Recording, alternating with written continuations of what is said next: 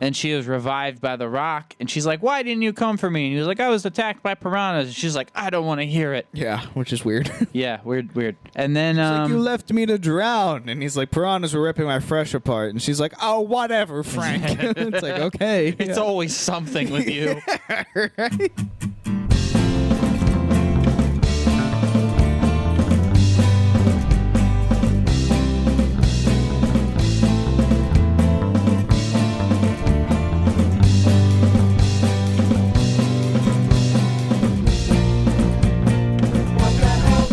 My name is Nate. My name is Mike. And what the hell was that? What the hell was that? Yeah, it's an interesting movie. I think it's kind of like middle of the line kind of thing. I mean, I think that there's, rightfully so, a good, narrative that gets put when it's, people our age go to see family movies for, children and families to all gather around and be like, isn't The Rock so funny? And we're just like, oh, my God, this writing does not appeal to me, a 25-year-old man, at all. What is this? Oh, boy. So, a little bit of that. But there were whenever I heard a child's laughter, I felt like a dick. Because I'm just watching this movie just like, oh, whatever, Rock. And then he tells a corny joke, and some, innocent 6-year-old child is like, and I'm like, oh, go for it, kid. Go for it. The asshole? Yeah, and then, I just look at it and was like, please make it stop. Yeah. Please, oh my God. If you had to describe this movie in a few words, how would you do it? It's not for me, so it's hard to say. That sounds like a good good soundbite. Yeah. I mean, that's pretty much it, right? If you'd have to ask a family with young kids, and then I'd be like, how'd you like The Rock's new boat movie? And they'd be like, it was awesome. Yeah. And I'd be like, yeah, okay, there you go. I think I would say it is a completely unoffensive, just fine Disney movie. Yeah, there's nothing wrong with that either. It's not really bad. It's not really good. It's fine. It's a fine watch, and that's about it. But it's not beating out Pirates of the Caribbean. Yeah, It's not doing it.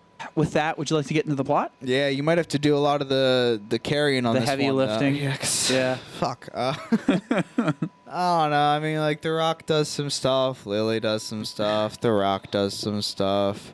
All right, we will catch you guys next time. McGregor cares for the finer things. The Rock does some stuff.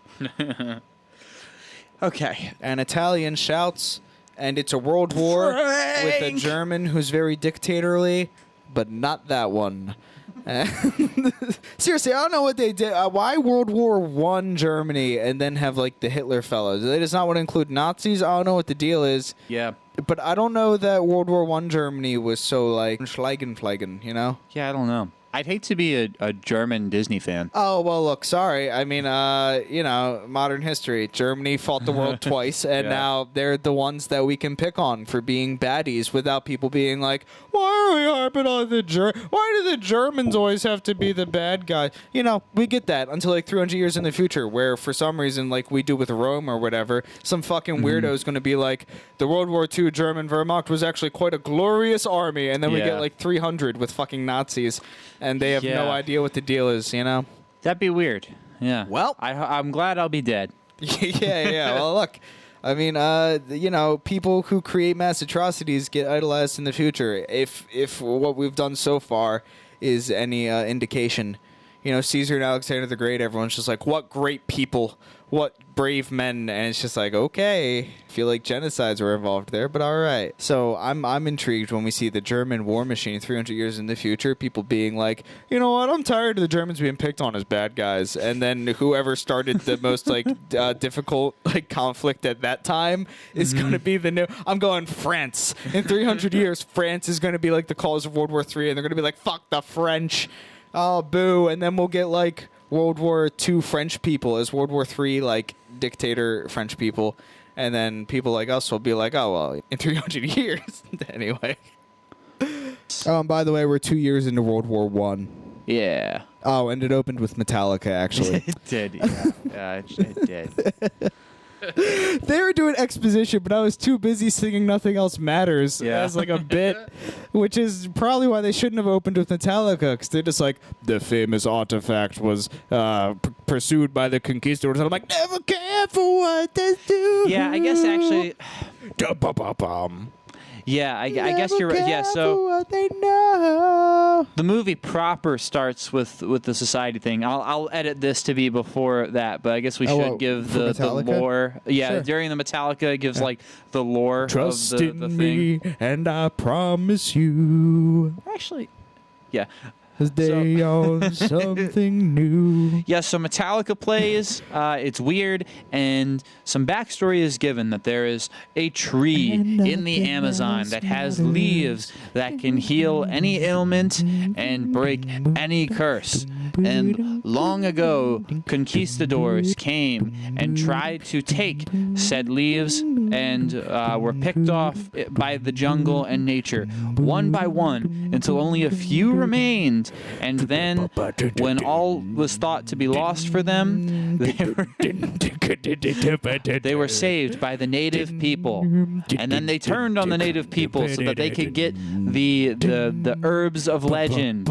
And then the jungle cursed, or I guess not the jungle, the natives then cursed them so that the jungle made it so that they were never to leave this view of the river. And legend says that's where they still are today. Ooh. Oh yeah. All right, editing done. Here we are back to after Thanks, the Metallica. What are you doing here? after the bus getaway. Seriously, And that's so distracting that they chose to do that. I have no idea what possessed them to do that. yeah, I don't know. Yeah, I feel like they very well could have just written something that was reminiscent of that and just like suited. And it came better. back. Yeah, Like, they yeah. used it multiple times for what? Yeah. Like, it's just their exposition song is fucking Metallica. Get out of here. Yeah, it was strange. They should have done Staying Alive or some shit. Like, seriously, it makes no sense. Anyway. So it opens up with McGregor giving a speech to the scholarly society. Yes, And and McGregor is giving his pitch as to why a certain artifact that the society has in their possession needs to be given to them so they could go on an expedition to claim some magical flowers that will heal any sickness or Yes. break any curse. And I guess give like eternal life or something. Yeah, I'll touch on that because Okay. that's something that I was thinking about. But they have to get this artifact to go on this expedition, and McGregor is reading from cue cards, and up in the balcony, we see Emily Blunt's character Lily mouthing along to every single word of this, hinting us, the audience, that maybe she is actually the brains behind this operation. Yeah. But because of these times, a woman cannot give this type of presentation. So Right. she has to enlist McGregor to do her dirty work. Yeah. After hearing some of the speech, the head honcho of the society says, Mr. McGregor, no, we will not be doing this. We only gave you this time because your father was an esteemed person in our society. And come to think about it, this speech is very similar to a paper that I had submitted by a woman. Yeah. Room laughs. And at this point, we see McGregor has a cue card that has on the back, if things go sideways, read this very slowly. Right. And we then see Emily Blunt kind of making an exit. Right. And McGregor starts to try to read from this cue card, but has been sweating so much that the ink has Started to run. Yeah, started to run, and it is now illegible. Bum, So bum. he kind of wings it to keep the society busy. Yeah. And Pardon me, boys, at the Chattanooga Choo Choo. and Lily decides to try to sneak into the area where the artifact that they need is. And along the way, she runs into a man who has a German accent. No, he doesn't. Not yet. He has a vague accent. Vaguely European, perhaps. And I am the puzzle maker. hello. He doesn't speak. He doesn't Woman. have a German accent because he's still a hidden identity fellow at this point. Yeah, I guess. But anyway, she runs into a blonde-haired gentleman who immediately is like, "Oh, excuse me, madam, you're in the wrong place. The secretary's room is." He does. Insert place, and she's like, "Oh, okay, ha ha ha." And then so she just walks on past him and sneaks her way into the room where the artifact is through various fun antics. She sneaks into the box crate thing that holds this arrowhead. And I'll be frank, I did enjoy the. Sorry, I didn't mean to interrupt you're fine, there, please. but like I did enjoy the kind of choreography of this scene. No, like, it was good. I liked it. It was a very plausible type of like break in. Like the dude's chiseling away, and she like breaks into the chest that way. Like her sneaking It's very around. like Shawshank Redemption with the lightning and like, yeah, exactly that. Like her method of like stealthing into it was very well accounted for. Up to a point, like once we'll get to the window thing, but like up until there, all of the little like Rube Goldberg like kind of like nick of time mechanisms for her to stealth in this room were really good. I really did enjoy it. Yeah, absolutely. Yeah, no, it was very nice. So she gets into this crate. She gets the artifact that she is looking for, and it is in a box. She takes the box with the artifact in it. There's also among other things in this crate, like a little parakeet-looking effigy. Yeah. A few other things, but those are the things of note. And she takes the box. And then we see that same blonde-haired man being shown into this room by the head of this society. And he's like, "Oh, thank you so much for your contribution in gold bars. The Here's world the would be thing such a that you better want." place if everybody paid in gold. I'm an asshole. Oh, yes. So he shows the man to the crate. The blonde-haired man says that he only wants one thing. And he opens said crate and finds, it's here, or it's not here. Somebody beat me. It's here. No, thank you. I am satisfied with my purchase. Thank you, good sir. He sees that the artifact he is looking for is not in the crate. Bum, bum. And so he is immediately upset by this, and the curator is like, "Oh, it must be here. Let me look around." And then He's like, "I'll give you a refund." And he's like, "I don't want a refund. I want the artifact." And so he sees somehow through some reflection of some sort, he sees Emily Blunt sneaking away and says, "Oh, stop her!" And Whiskers. then she, The cat burglar. there is a quite well choreographed chase scene within this room. Again, I think it would have been better if it was animated. He's doing but counter Rube Goldberg maneuvers. And so at the end of the thing, it has her falling out of a window while holding onto a ladder that is just barely Which being... gets like wedged under a table by a tripod, and I'm like, okay. Yeah, so That's the one thing. I'm like, whatever. It's very flimsily being held up. But I mean, it could like one give thing, at any minute. One thing where a grown man is scoffing out of like 25 is probably not bad. And so then the German man, or the man at this point, The man. blonde man, The blonde man. He says, "Woman, give me that box that you have, and I will help you up. You are going to slip." And then at this point, McGregor is being thrown out of the society. We keep doing his voice in a German accent, but he's not revealed to be German yet. I think he's German. He's German at this point. He's always German. It's pretty clear he's German to us because we've seen the film. But at this point, it's not revealed yet. And he doesn't speak like this quite yet. And the blonde-haired man is revealed to be a prince from Germany. And he is the evil guy in And he the says, film. "You told them my name," and then stabs all the witnesses and goes, "You can't tell them my name. And then he tells him his name. Or else my cousin's name isn't." Like, I don't know why they made him so dictator. It's like, dude, if you wanted like a Nazi, There's a Nazi. just set it in World War II. Like, I don't know what to tell you. Oh, God.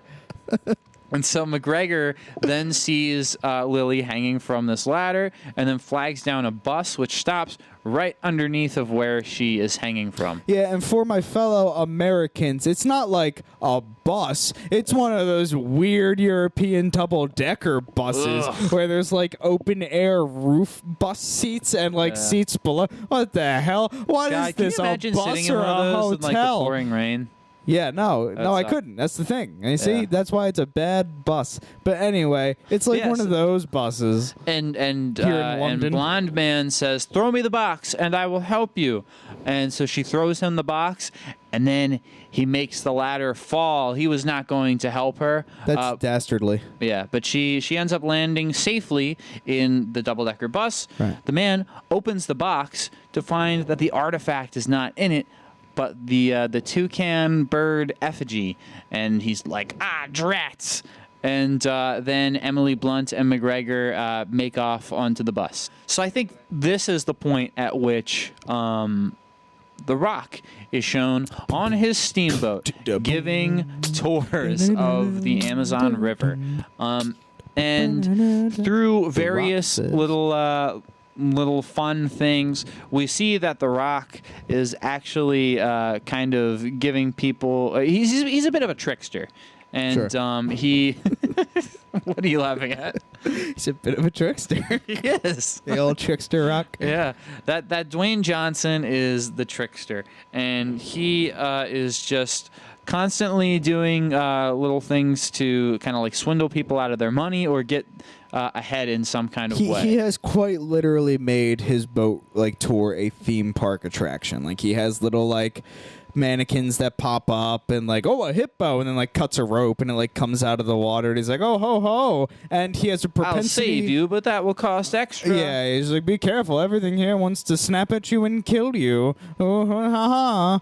And then, like, has, like, friends of his dress up as, like, the natives and then, like, has them, like, shoot darts at them. And he's like, oh, ha, Which ha. actually, funny enough, I think that, like, well, because they are, like, dressed up, but they are, like, actual natives. Right. Because I think those are the same people that we see later on. Yes. So I do think it is funny and probably the better move on Disney's part that instead of having just, like, his non-native friends dressed like natives in this kind of weird appropriation, it's just like, oh, okay, just have the actual natives, like, be a little bit stereotypical. The far better move would have been to have the people coming up and shooting darts in full like suit and ties, coming up with no paint anywhere on their body, and then just being like, "Thanks, Tom." Anyway, yeah. So then the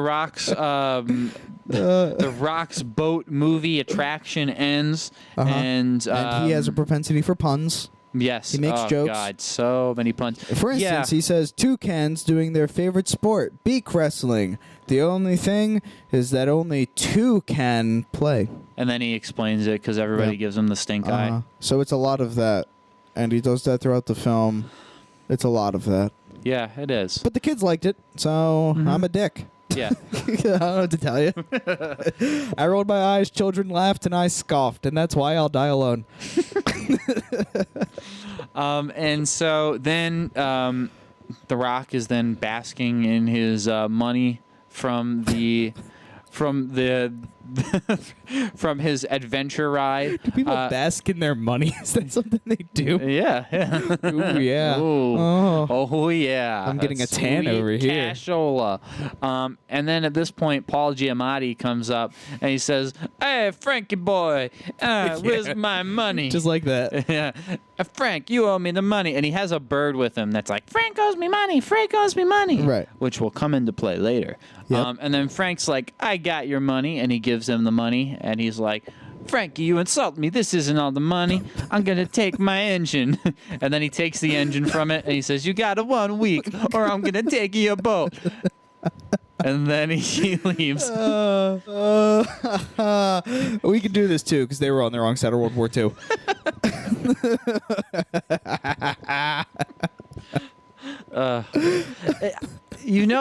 I know you're laughing too because that is exactly how it played out. Like that isn't like a put on. It was exactly that. Yeah. And so then Paul Giamatti then takes The Rock's engine and locks it up and has a key for said lock, which then the Rock kind of does some sleuthing and sees that he puts it into a specific chest thingy in his office. Right. And then we see that Lily and McGregor have just arrived to... Where are they again?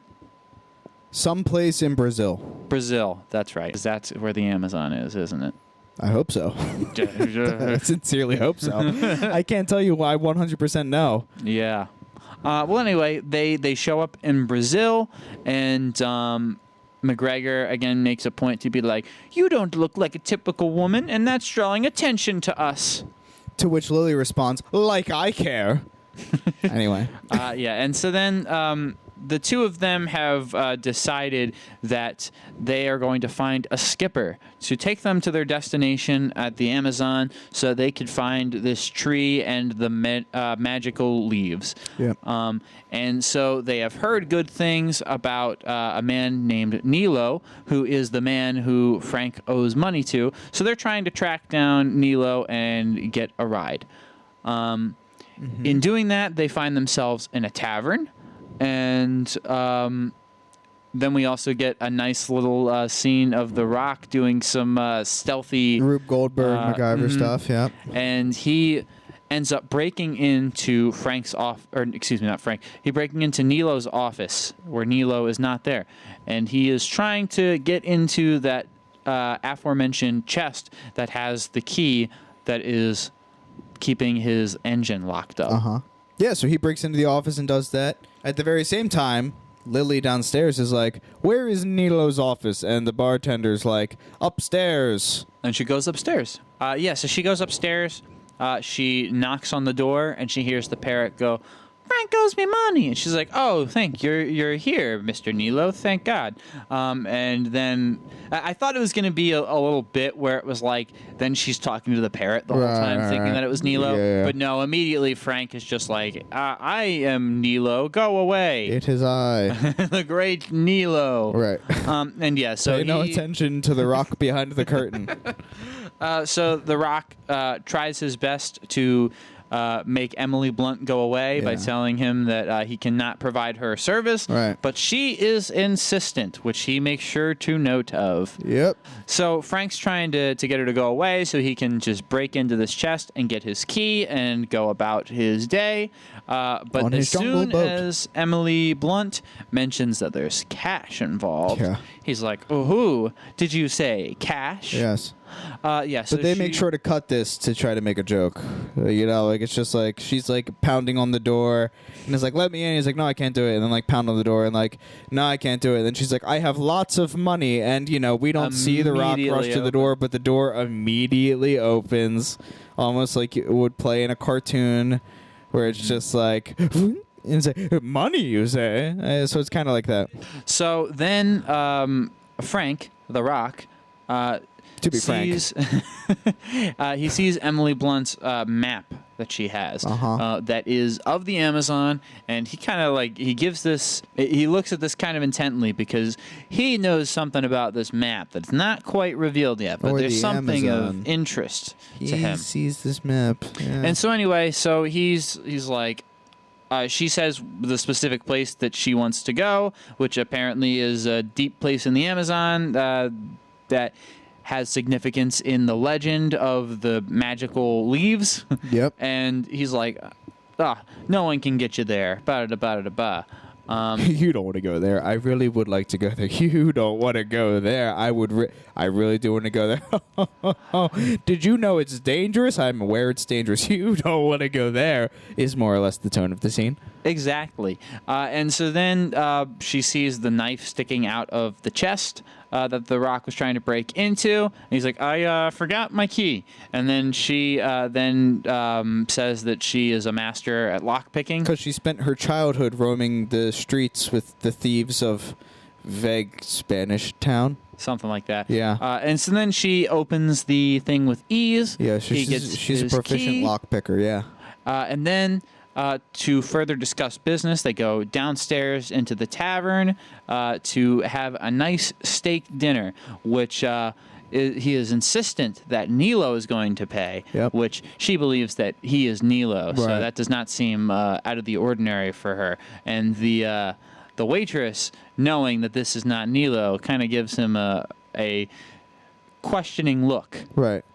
but gives him the steaks anyway. And Yeah. so then the two of them discuss payment. They go back and forth, bada bing, bada boom. And right when they decide to, or right when they have reached an agreeable price, then we see McGregor turn the corner with who else but Nilo. Whoa. And he mentions that he haggled Nilo down to $50,000. Yeah. And or 50,000 money of the Real. area. Yeah.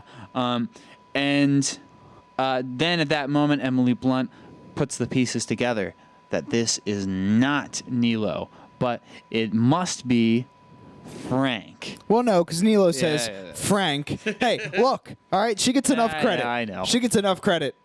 She doesn't need to also put the pieces together. With, No, that's true. Yeah. That's true. Goddamn. Well, she puts the pieces together because she heard the bird Parrot, say, yeah. Frank and owes me Nilo money. goes, Frank, and she goes, of Frank owes me money. Mm-hmm. Yep. Yeah, and so then she says, "Fuck you," and walks away. And then again, The Rock is ready to cut his losses until he notices a certain artifact Yeah, the sun hanging hits it around just right. her neck, Yeah. and then he immediately Glints a little goes, "Lower price, lowest price," and then she says, "Okay, fine, for your low price, we will go Abscond. with you." Yep. Yeah. Yeah. So Okay. he's like, oh, I'll take you. And she's like, why should I believe that you have any ability to take me down the fucking river? And Nilo's like, yeah, Frank couldn't find his way out of a paper bag or whatever.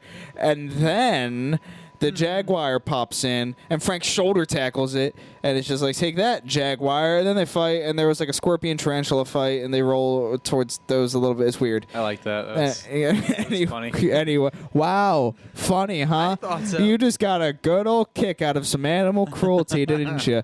I bet when you Not see the fight. I meant bet more when so you the- see a small spider crawling on your wall, you just take pleasure in squishing it. You go, oh, I want to make this slow. I meant more wish I had a specifically pet the roll scorpion. back and forth and being trapped between the Uh-huh. tarantula and the other thing. Sure, that's The what you scorpion. meant.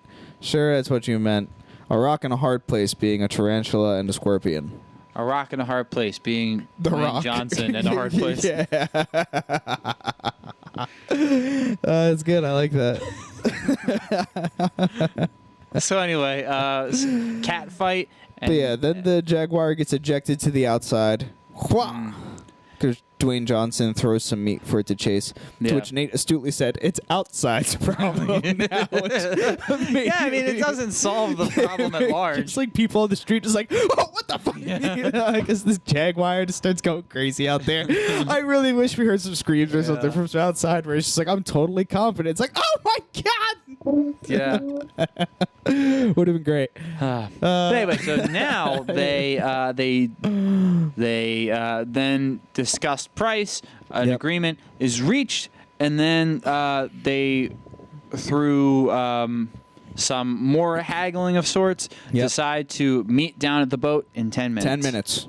They then go to meet at the boat in said 10 minutes. Yep. There is, of course, a lovely gag where McGregor has just a ridiculous amount of luggage. Yes, and Dwayne assumes that it's Emily Blunt's luggage, and he's like, because "Look, she's lady, a woman. I don't care how pretty your dresses are; they ain't gonna fit on my boat." And she goes, "It's not mine," and holds up like her very compact leather case of all her belongings And then we see McGregor coming by and with his parade of luggage. yeah, and so then this bit more or less serves as a purpose to have The Rock get distracted so that Emily Blunt can get kidnapped while trying to save some birds. Yeah, because Emily Blunt is also an animal rights activist in this film. And so she's like, are those monkeys in cages? Be free. Are those birds in cages? Be free. And yeah, so when Emily Blunt and I don't know why I keep switching back and forth between saying Emily Blunt and Lily. We keep saying The Rock and Frank. That's true. So when Lily and McGregor first come to Brazil, we see a man kind of in the distance eyeing him up, and he has like a newspaper clipping of Lily, and we are to assume that he is given the task of getting her. And so then Emily Blunt is sitting on the boat while McGregor and The Rock have their hilarious bit of this luggage isn't going on that boat. Well, I do say it is. No, it's not. Yeah, and The Rock starts picks throwing up stuff. luggage, and then McGregor identifies what's in it. So he's like, my tennis rackets? And he's like, it's a river cruise. And he's like, my casual day wear? And he's like, into the ocean with it. Yeah, I guess it's a river. Into the river with it. And he's like, my liquor? And The Rock's like, this one stays. And yeah, so that there one's you go. for the parents. Okay. And so at this moment, Oh, it is for the parents, isn't it? This is why I drink. Oh, he's got to keep the wine. man. Anyway. So then, at that very same moment, we see some people who are more or less beckoning Lily, and they're saying, "Hey, lady, look at these birds. We're gonna stuff them." And she's like, "Oh no, you're not." Yeah. She's And like, so what are you then- going to do with these birds? And he's like, stuff them. And so she goes to then buy the birds / free them, and then she is then kidnapped by the Yeah. people because they are actually there to kidnap Yeah, they're her. like, if you like the birds so much, why don't you marry them and throw her Yeah. in the cage with them? And yeah, so then while The Rock is distracted, she gets carried into town. There is like a cloth that has been draped over the cage that she is in with the birds, and she To then convince her it's nighttime and hopefully yeah, get she her goes to go to sleep. So then she pulls out something and starts picking the lock, and A lady has a hairpin, it's and a she hairpin. pulls her hairpin out. So she does that. She picks the lock. The lock is now open, but she stays into the cage. And then we have the people who kidnapped her talking to the gentleman that we saw at the beginning of the arrival to Brazil. And they're like, we have the British lady for you. Now pay us up. And then as soon as the German guy's lackey, who is there to capture her, lifts up the sheet, she kicks open the door, and then fights them all off. And at some point during this, The Rock then notices that she was being kidnapped, so goes to save her. But she is a strong, independent person, so she saves herself and punches The Rock by mistake. And then The Rock and her make their way back to the boat after she frees all the animals in the marketplace because she is an activist. And then they start heading back to the boat. The Rock jumps into the water to swim to the boat, and she does not for undisclosed reasons. And then she runs to a zip line thing that was up there, Yeah. and then she I guess zip it's like a lines cargo down. transport, like rope pulley Yeah. system. But yeah, so she then zip lines down, misses the boat, but lands on a dock, and then gets on the boat. And The it Rock is Tokyo revealed drifts the boat into the dock, exactly, and picks her up. and she reveals that she can't swim. Can't swim. And he's like, you're on a riverboat and you can't swim? And she's like, I didn't imagine swimming would be involved in this river cruise. And I'm like, I don't, really? Really? Like, I don't know, like, weird thing to be picky about. But wouldn't it be better for her to be like, that's just how valuable this medicine is? Like, you know, like, I know it's on the water and I fear the water, but like, I really need to go find these leaves. Yeah. As opposed to being like, well, I don't imagine anything could go wrong with the boat that would lead me having to swim in an emergency. Emergencies in a dangerous river expedition. I can't imagine. Also, the moment later on in the story where it is important that she can't swim, Right. because the stakes are then raised. Yeah. Given the scenario that she finds herself in, I don't think it really makes any difference that she can't swim. Yeah. So like it seemed kind of like a not important detail. Yeah. Like it very easily could have had the same exact like emotional weight. Yeah. She could have been without like, that. I can't fit. Yeah. And she's like, dude. Anywho. Well, maybe they needed her to not be able to swim because she had to show hesitancy in the scene. And if she could have swam, and the Rock's like, I can't fit, she'd be like, make way, Rock, and she'd like dive right in That's and fair. go there, you know. Whatever. But like she didn't need hesitancy. The scene was built up well to be like, hey man, let's transport air through making out. Anyway, we'll Yeah. talk about it. And yeah, so then they begin their expedition, but there is another party that is nearby. So then we are shown that there is a German submarine in the Amazon. And, like, I'm sure submarines were invented by this time, hopefully. But, like, again, if you wanted Nazis with a U-boat, you could have had Nazis with a U-boat. Yeah, interesting stuff. But there are not Nazis with the U-boat. Yeah, very militant Germans, not those ones. In a world war, not that one. Yeah, like, okay. Yeah, so here is when we have the confrontation between our German prince with our lackey who just failed to get the British girl who he's after. Yeah, he's like, I don't have the girl. And he's like, Unschlägerlaken. Exactly that, actually. And so then he uses his binocular submarine thing and locates them. And then he pulls out a machine gun and starts firing on them while, like, singing. This is why Belgium was so easy. And does not manage to stop them. So then he has to break out the bigger guns, and he tells them to fire the torpedoes. Fire one. So then he fires the torpedoes, and The Rock does some Tokyo drifting, some Amazon drifting with his boat, and avoids the torpedo by hitting a building, causing the boat to tilt in such a way that the torpedo just narrowly goes under the boat and then hits the building that they are now going through. Yeah. And very cool stuff. We get a cool ramp explosion. Yeah. Fire one. And then in the machine gun fire, there was a rope and chain thingy that got dislodged, and The Rock tied to something on the top or on the docks where Nilo's boats are, and it gets caught up in the propeller of the submarine, and then the submarines destroy all of Nilo's boats, and he yells, "Frank!" Yeah. Yeah, he does like Alvin. And then the adventure continues. Yes, but the boiler has been damaged with machine gun fire.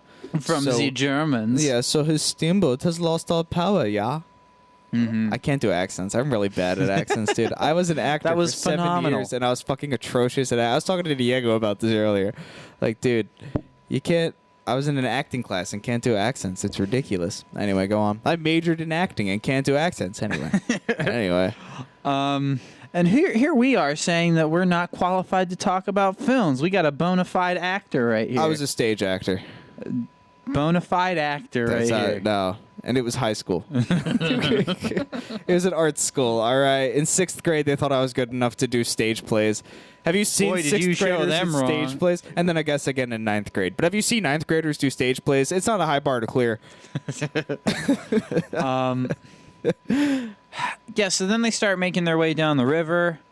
There's some character bonding moments, not really anything that's like too exciting or special. What happens? What happens? Yeah, again, it was just like some the stuff of boiler like, gets huh, kicked. well, this is my character trait. Well, I don't like that character trait, but maybe I will. It's just a lot of that. Yeah. And It's like, I'm strong, but how strong, really? Yeah. Very strong. Oh, not that strong. Very strong. I don't know. yeah, so it just kind of does that for a bit until they get to what is essentially a fork In the river. in the tributaries. And Thank you. and Lily says, "Oh, McGregor, who is steering the boat right now, go to the right." Or the starboard, or whatever you sailor people say. And then The Rock says, "No, we're gonna want to go to the left." Yep. And she's like, "Nope, we want to go to the right. We need to save 2 days on this trip." And then The Rock says, "There are rapids down there. Have you never gone down rapids, have you?" And she says, "No, but you have. And that's Presumably. why I hired you." Yeah. Huh. And so then The Rock kind of goes, "Harumph. Okay, fine. I don't care." You want to go down some rapids? We'll go down some rapids. Yeah, so then piranha. yeah. So then they go down the path that is said to have rapids, and yeah. So then as our heroes are making their way down their path, our Germans have lost our heroes.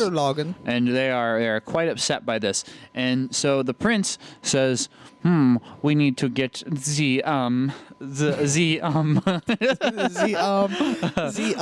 must find the conquistadors, yeah.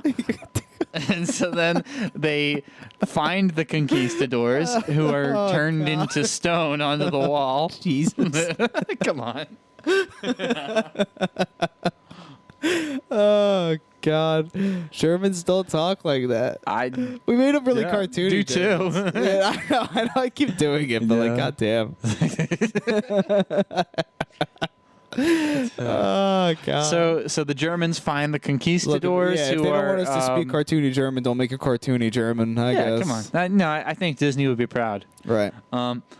They find the conquistadors who are in this cave made into stone on the wall, all that jazz, and so the German prince then takes out a little vial that has a little bit of river water, and then drips it onto the armor of one of the conquistadors who is now turned into stone, and then the conquistador then fires a snake onto one of the lackeys,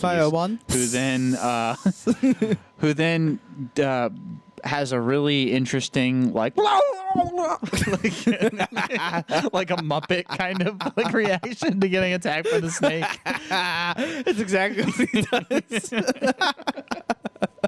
He gets a snake in the face. He just like convulses and waggles. It's hilarious. So then the German is then communicating with these like snakes who are coming out of the wall, and he communicates to them via like head shaking. I'm just thinking about the waggling. No, it was great. I like that. No, it was. He seriously waggles. Nice. Like he waggles after he gets like snakes. I think the Muppet comparison just like it's not like.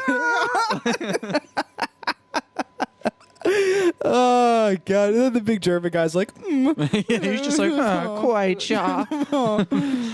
And so then the German prince then cuts a deal. Sorry, but you know what's crazy about those snakes is in the exposition scene. The same thing happens. The conquistador and like his dude to his left like come up, and snakes jump the guy to his left. So I don't know what it is about these snakes, but they know to jump the like first in command next to like the leader. Well, you just know that the director had to be like, okay, when this snake, because like it happens more than once. It wasn't an actor performance choice. The director snakes had to be like, all right, trust me, this is how it looks when you get attacked by a snake. I've seen so many snake attacks. You have no idea. You don't look cool when your face is getting eaten by snakes. All right. Yeah, exactly. I want it Muppety. How Muppety? Very. I want Muppety. theatrics. Yeah. They're like studying footage of Kermit the Frog. Like, it's like, just like that. Just like that. So then our German prince cuts a deal with the snake man who was made out of stone, and he says, "You this river water, you want it, ja?"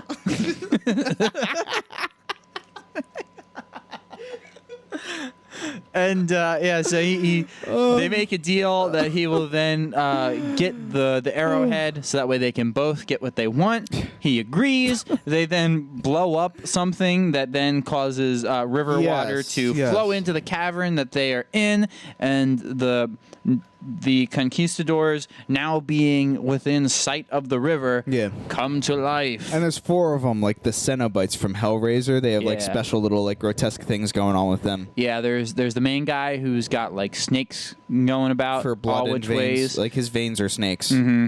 And then we have the guy who is made up of honey and bees. Yeah, Bee Man. There's the mud guy. Mud Man, yeah. Which he seemed like probably the last one that they thought of. They were like, shit, we need like one more. What's in the Amazon? What's in the Amazon? Bees. Okay, bees. Good. Snakes. Yes. Okay, fair.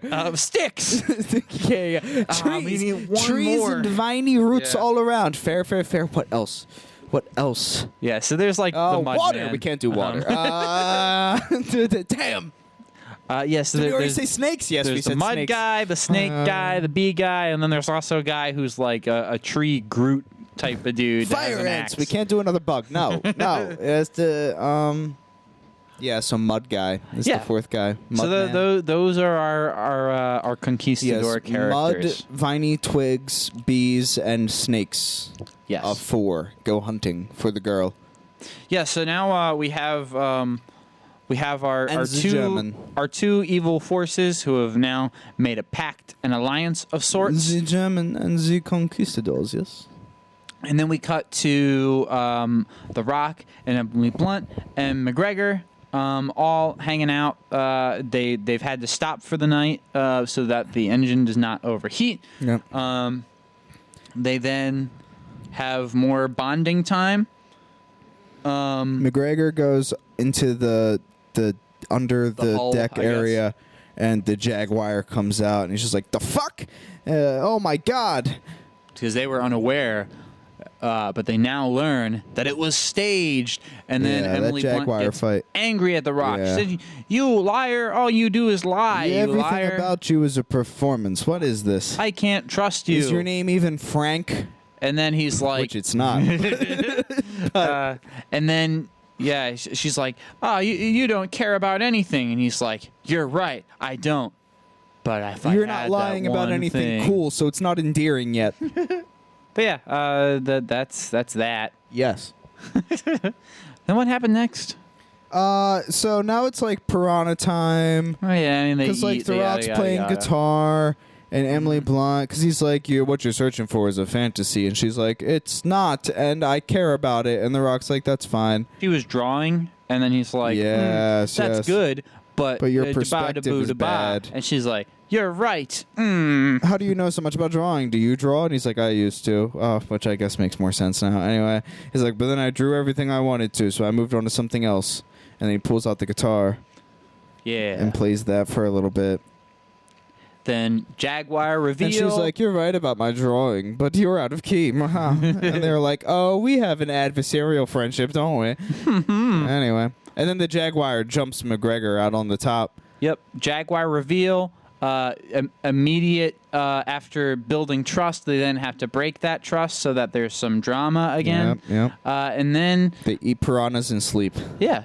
And then once it becomes morning again, it has some Good morning. lovely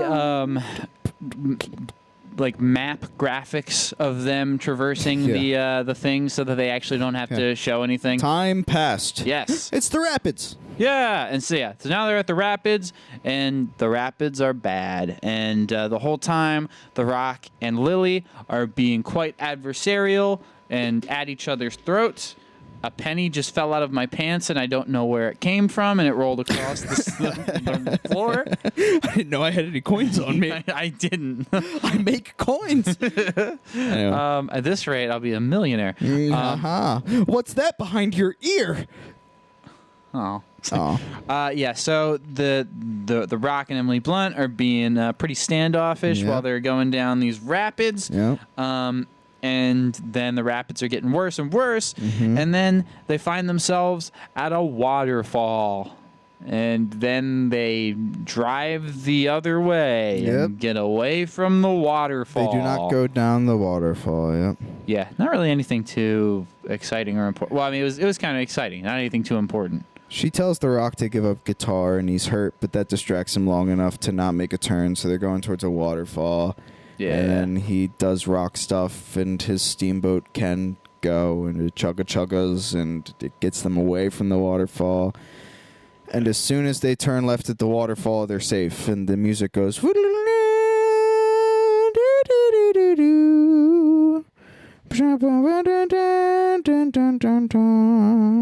And then Emily Blunt throws up, and then McGregor throws up, and then The Rock is like, oh, first time is up. But he holds his throw up, and then he goes to his Jaguar, who he sent to try to steal the arrowhead Yeah, in the that's meantime, but couldn't do it because it has a drinking problem. And then his Jaguar is drunk and then vomits. So everybody vomits except The Rock, and The Rock is like, you're the worst cat I ever had. Lily goes into his quarters where he said do not go, and she Yes. finds some maps and stuff. Yeah. And she's like, you're just after da-ba-da-ba-da-ba. And he's like, I was, but I'm not anymore. Right. And yeah. So then we have darts being shot and people going unconscious. Yeah. And then it is revealed that native people have come and they are taking them somewhere. Then one could say there's trouble with Yeah. the natives, I guess. So then the cast. Because they could not do it because it's an unfortunate part of the ride. Yeah. So they have a tightrope to walk here. Let's see how they do it. Bold move, Cotton. So then we have our cast waking up, being brought into a village. There's the whole stereotypical kind of like There's ceremonial. There's drums, there's spears, there's animal stuff, They're tied up and they're brought before a leader of some sort. Ho, ha, he, ha, ho, ho, ho. All just super woke The Ring of stuff. Fire! Yeah, so they're brought tied up to this leader. And The Rock speaks to this leader in the native tongue. Because The Rock knows it. Mm-hmm.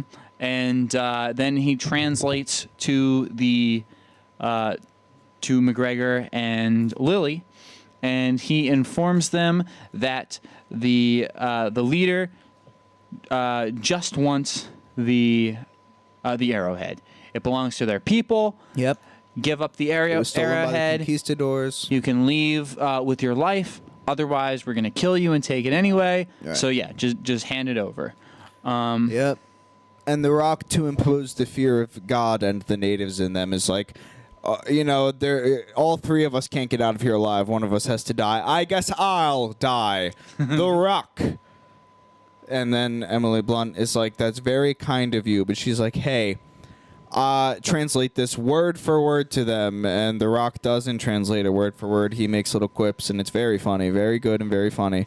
And then, And then she breaks free because she grabbed a sharp object. Yes, yeah. And then she tries to attack the natives, but is confused that they're not actually trying to fight her. Yeah. To which then the natives break character and say, Frank, you got to start paying us more for this. This is crazy, man. You didn't pay us enough for this. You know what? It would have been way funny. No, it wouldn't have. But, wouldn't it have been great if she just started stabbing away? She taking just, them out. actually started. Yeah. It's whoa, whoa, whoa, whoa. Oh, my God. What are you doing? Tom. Oh, you stabbed Tom. Yeah, I feel like they kind of wanted to do that, but they realized they couldn't, and that's kind of why they had to opt for the fight me. Why aren't you fighting me? Yeah, I mean, dude, this is a kids movie. Yeah. I mean, God forbid you have somebody get stabbed or let somebody come out as gay. Anyway, the two worst things you can do in a kid's film. I can't imagine. Yeah, exactly. So then it's revealed. Squished by a pillar. Game. That's fine. Eaten by bees and shit. Yeah, let's do it. But Yeah. if someone got stabbed by a spear. Yeah, so it's revealed that it's all theatrics. Lily is once again not too happy with Frank and does not trust him. The mysterious headhunter leader speaks perfect English and is a woman. Yes. Anyway. The leader then with Lily, after essentially striking up a deal of sorts, then translates the arrowhead, which has a riddle kind of dealio going on. And so she takes note of that, writes it down, and then lets Frank and McGregor know that she will not be pressing on with Frank anymore. Her trust has been completely vanquished. Yep, and that's it. And yeah, so she's going to go on her own. And the tribal leader has a fancy new top hat. Yes. But they decide to go to sleep. And then here is where we have our conquistadors taking their revenge for slaughtering innocent people. For having revenge taken upon them. Yeah. It's a lot of revenge. A lot They've of back been hired as and forth. baddies. They're going to come be baddies now. Yeah, so they go Continue ahead. to be baddies, I suppose. They attack the village. Yep. They're looking for the arrowhead. Yep. And The Rock wakes up Lily. Oh, we got to get out of here. And she, in her desperation, has to trust him in this very moment. Yep. Try to do the classic rope swing. They subvert it by being very funny. Very good, very funny. And then, I like that. Yeah. Okay, that's fair. You're a kinder soul than I. I'm a curmudgeon-y old man.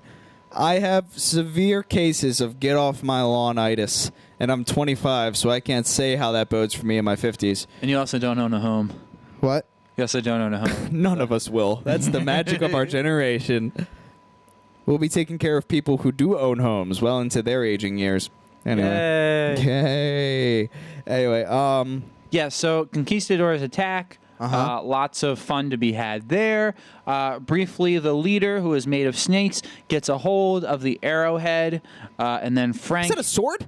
So Frank then goes and fights Conquistador. There are a few lines of just like, "You're surprised to see me," which are pretty empty at the moment. But later, those might have another meaning. Yeah, man. Anyway, so Maybe. Frank fights with the Snake Man. Snake Man impales him with a sword. Oh, right that through was the a sword. heart. Oh, man. I thought I saw it anyway. Yeah. Oh, so sad. The Rock got stabbed in the heart. But he manages to grab the arrowhead from the snakes and starts falling to his doom, but makes a perfect throw As of he's falling the to his arrowhead right to Lily. Yeah. And they go, "No, Frank!" And they watch him bounce I'm off glad like to be rid of him. a bunch of branches. Uh-huh. He hits some rocks. There is no question that man is Yeah, a lot dead. of rebounding, just like DEAD, dead. It's every shelf on the way down. Yeah, so then the conquistadors then try to get Lily McGregor and the leader of the tribe, but they manage to get away. And frankly, kudos to them for killing off The Rock halfway in this film. Like, you thought The Rock would be Yeah. like a main, like he's like front of the poster, not even like behind like Emily Blunt front of the poster, like front of the poster. Yeah. And halfway through, they just kill him off. It's outstanding. Yeah, a really bold you have choice. McGregor, who's a character throughout the entire film, Yeah. not even in the marketing at all. Yeah. And Lily just like takes the lead in the lessons imparted upon her, but like they've really established that the villains are a dangerous group of people. They killed off The Rock halfway through. It's crazy. And he was like the one who was so strong that nobody even stood a chance. I know. Bold maneuver. Yeah, so then Lily runs out of sight of the river. The conquistadors then painfully get dragged back to the river. "Oh, we'll get you!" Because they're under house arrest. Yeah. Their house being the river. Yeah, exactly. So then Lily and the native lady then leave. Yes. Yeah. Yeah, Yep. so then they're walking quite some time later, and then she sees a body along the river. And who else could it be other than dead Frank? Oh, we have to see dead Frank. Oh, man, I thought this was a children's film. Man. But wait, he's not dead. He's okay? Yeah, and so then here we have the scene that is just how? super fun and hilarious, where we learn that Frank is not mortal. He is cursed, even. But he can't Somewhere die. in between. And so then here he is with this sword impaled into his chest. Is this where he divulges the full backstory? Or does, No. No. So you won't hear about it yet. They have passing familiarity with like curses and stuff. They just fought the conquistadors, so they're just kind of like, how are you? I don't understand. Are you human? Are you a ghost? And he's like, not really. Get into it later in the movie, maybe. Anyway, I got a sword in my heart. Pull it out. And he's like, tribal lady, please help. And she's like, I told you, Frank, I'm not pulling any more swords out of your heart. And he's like, okay. The McGregor's like, couldn't be me. Yeah, so Emily Blunt's like, I'll fucking do it. Let's get it. And she does. And it's a funny extended scene. Bada bing, bada boom. So long. It was so long. And then Oh my what God, it happens was so after long. that? So incredibly long. They get back on the boat because they know where they have to go. And I think at that point, then through B communication, the conquistadors let the German prince know where the party is going. Because the conquistadors are like, we're half ghost people. We are cursed to the river. We can't go inland. And they're like, but we know not a Nazi that can go inland. Let's send our bees to communicate with that not a Nazi. Mm-hmm. So they do. They send the bees to the submarine. Yeah, so then I think at this point... I'm pretty sure this is when The Rock and McGregor are chopping wood for some reason. You're right. You're absolutely right. And The Rock's like, boy, Lily's difficult, ain't she? And he's like, she sure is. And The Rock's like, I can't imagine living with her. And McGregor's like, yeah, well, of the alternatives. And The Rock's like, I'm not sure what you mean of the alternatives. And he goes, oh, my sister Lily. Oh. She's been there for me through thick and thin because I'm different. I can't say how, but in I'm a sexual way. different. Yeah. In a vague way. Sexually, I'm attracted to, well, not women, but my interests. The other. They're somewhere else outside of women. To being gay. Yeah, And then they that's drink. what The Rock says, yeah. Because they got to show that The Rock's cool with that. Yeah, Which he is. He might be He's be cool. a cursed ghost pirate person who's like, maybe a bit misogynist, but learning to be better of his ways.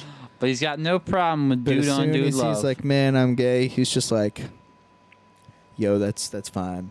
That's fine by me. I'm so cool. Don't tell that German fellow, though. Yeah. Anyway. It's been said that The Rock also has these maps and is interested in the thing, but he gave up on it for some reason or another.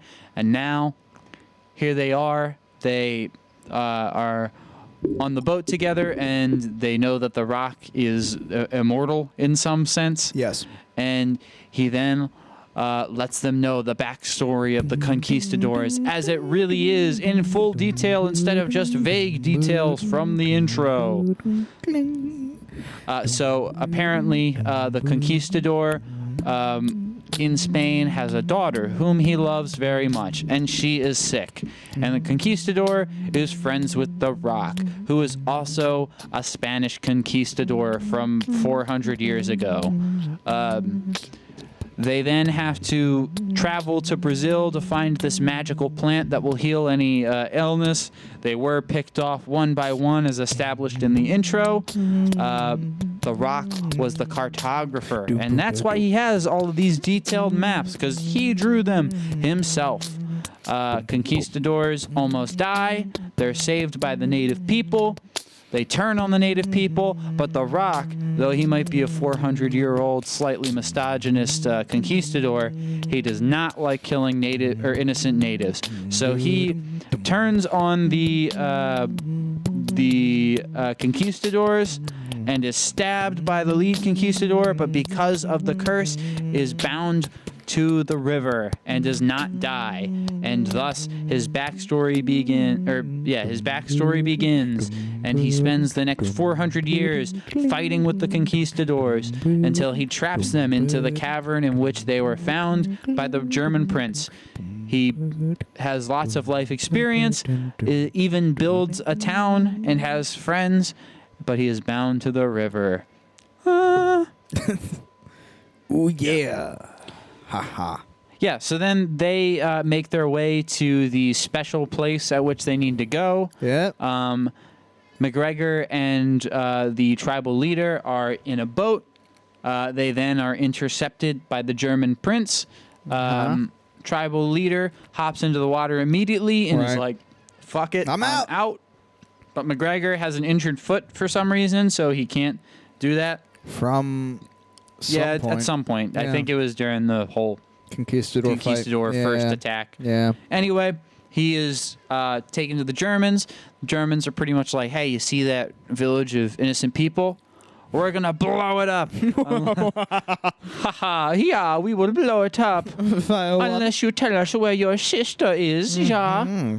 And so he does. And so then Emily Blunt and The Rock find the place where they need to go. There's a riddle about turning water into stone. The Rock then sees there's like a lever of sorts underwater when he jumps in to investigate. Yeah. But he's too big and muscular to reach it. man. Yeah. So he has to have Emily Blunt, who can't swim, conquer her fear and go into the water and push the lever. Yep. So after some hesitation, she realizes that to fulfill her motivation and her reason for coming here, she has to do that. So she gets into the water. She goes down in there. She's in this like little cage thingy that she is then trapped in. Yep. And the Rock then has to kiss her to give her air. Yes. And they do that several times. She manages to push the lever, but cannot get out before being almost drowned. Yep. Because the Rock is being attacked by piranhas. Yeah. Yep. Then, I don't understand the booby trap. Yeah. Frankly, it's dumb. if you put a booby trap in there to close you in, assumably the lever isn't supposed to be jammed the way it was. So I'm just curious as to what, especially because if the booby trap activates after the water drained, it all opens up again. So I'm like, what's the point of this booby trap? Nothing more dangerous happened when you activated it. It just closed the door. Yeah. But you would have drowned anyway if you couldn't like get the lever. But the lever didn't seem like it was meant to be encumbered, so pushing the lever shouldn't have been that hard of a thing to do, right? Yeah. Let's write a letter. Yeah, whatever. Whatever. All right. I agree. I mean it. She hits the lever, and the water drains, and a whole other world opens up. Yeah. A whole new dazzling place to see. And she was revived by the Rock, and she's like, "Why didn't you come for me?" And he was like, "I was attacked by piranhas." And she's like, "I don't want to hear it." Yeah, which is weird. Yeah, weird. And then She's like, you left me to drown. And he's like, piranhas were ripping my flesh apart. And she's like, oh, whatever, Frank. It's like, okay. it's always something with you. Right? And so then the water drains, and that's weird. I don't remember there being a German U-boat here. Yeah. Yeah, and then it's It's not a revealed U-boat that yet, I don't think. I don't know, the submarine. It's a German submarine, not that one. From the World War, not that one. Yeah, so then a hatch opens up. Ja, you were surprised to see me. And they are indeed surprised. So then they're surrounded by Germans with guns. The Germans with guns say, "You're coming with us so we can get these plants." Yeah. They do just that. Yeah. There is some bargaining that is done of, "Oh, I will help you do this if you give me one petal." Yeah. And he's like, "Ja, yes, we will do that. You can trust my word. So you two come with me, but the brother, you stay on the boat." And he's like, "I have a name, and it's not important." Yeah, so then they go to the place where the puzzle is with the arrowhead to activate the tree. And they figure out the puzzle. Well, not before Emily Blunt saying, "Fine, I'll do it, but only if I get a petal." And he's like, "Look, you only get one petal, so you have to choose who gets it." And then the Rock says, "She'll have to kill me for it." Which we know at this point, The Rock wants to die, so that's not really a threat. Yeah. He's said like a few times to Emily Blunt. He's like, "I want this petal so I can die. I've lived for thousands tired of of years. living. Yeah, Please." life is suffering. But yeah, so Get me he's off like, this boat. "She'll have to kill me for it," and then she smiles. And the German is like, "So yeah, would you be willing to kill your friend for the petal?" And she's like, "Yeah, I got no problem with that." And he's like, "Oh, how rich the betrayal." Anyway. Yeah. So anyway, yeah. So then the two of them, they're like, "Man, I feel like this should work, but it's not working." Yeah. And then Emily Blunt recites the riddle In that was brightest inscribed day, on. in blackest night, no evil shall escape my sight. May all the world, I forget the rest of it. Man, I can't remember the Dragon Tales thing. I was going to do that. I wish with all my heart. might. The heart? Yeah, it's heart, right? I wish with all my heart Dragons. to see dragons. Dragons. Dragon Tales. Anyway, they solve this riddle because they're like, heart, broken heart. You can't mend a heart that's not broken. Oh, this arrowhead is a heart. Let's break it in half. And they do, and it has a little gem in it. They put the gem in the right place. They put the arrowhead back together, put the arrowhead in the right place, and then the moon shines. And there's a laser light show. And and it starts. The tree is now bustling with life. Yep. And then The Rock and Emily Blunt then come out of this little puzzle room sphere, and then Emily Blunt takes a gun and shoots The Rock twice, and he falls into the water. Goodbye, and then the Rock. German's like, "Ja, very good." And then they go to try to collect some flowers. Yes. And then we have The Rock, who, as we know, is not dead. He does some Assassin's Creed stealth action, pulling people off of boats. And then McGregor and The Rock fight the people on the boat. Yes. A gun accidentally gets shot off, to which the Germans are like, "Ja, was that a gun?" Struggles, huh? And then Emily Blunt then... Kill some Germans. kicks some Germans, grabs a rope, swings up, and then is running along these tree branches, which, again, I will say would have looked phenomenal if it was animated. Yeah, well, flowers are blooming. Yeah. And so... Because the flowers only bloom under the moonlight of a very specific moon night. And it is that moon night, but I guess it's moonlight, I wish with all my heart to see dragons. Land or something. We're on to something here. I think that's some part of it. But yeah, and I guess it's like a solar eclipse type thing because the flowers bloom for a whole 2 minutes and then immediately start dying. But we'll get to that. I wish with all my heart to fly with dragons in a land apart. Is that really it? That's it, yeah. I refuse to believe that. That's what it says on the Dragon Tales wiki. I know, but is there like a return home chant? Like the dragons? I no longer wish with all my heart to fly with dragons in a land apart. Let me go home. Let me go home. Let me go home. Let me go home. Oh, wait, no, actually, there was a different one. See? I wish to use this rhyme to go back home until next time. There you go. Okay. Yeah, so then they're running, bada bada boo da ba.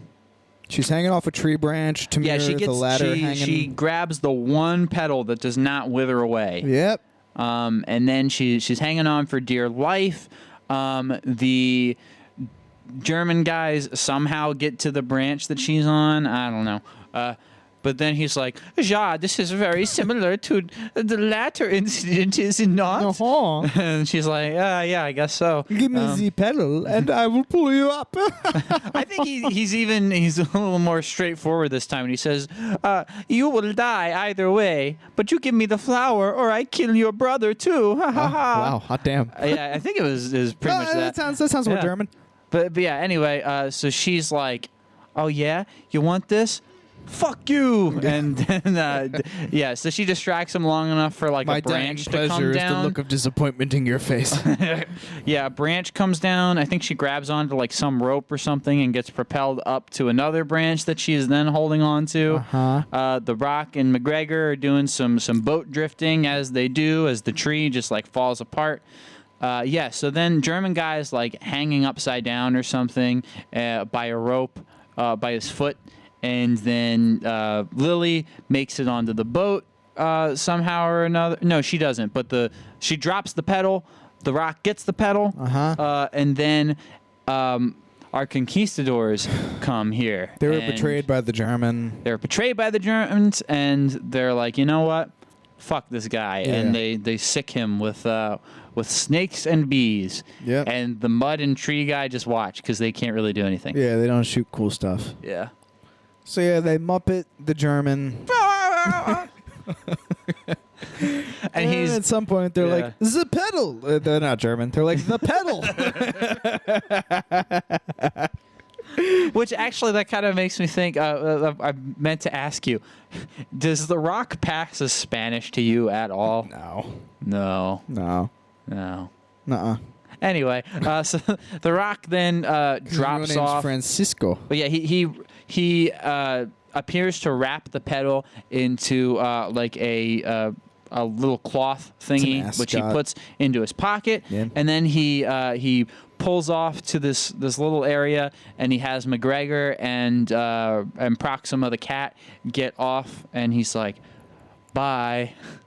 and he Yep. says something about tell Lily that she's my world, Yeah. or she is world enough for me, She or convinced some me, variation of the thing that he said earlier. Tell her that spending time with her was preferable to death at this point. Yeah, and so then he decides to ride his boat into some pillars that will then cut off the flow of water and trap the conquistadors. And the conquistadors see that he has the pedal, so they start going after him. So then Lily then reunites with McGregor and Proxima, watching this whole thing go down. And McGregor is like, "Oh, he said nice things to you," and she goes, "Where's That's the death call. the pedal," or something like that. Yeah. And then she sees that he left the pedal with them, and that the pedal that he has is not a pedal at all, but it is that same red herring, the toucan bird effigy. Green parrot. Green parrot. Shut up. What? I You said know. it was a red herring, Yeah. So he has the green toucan. which was a red herring.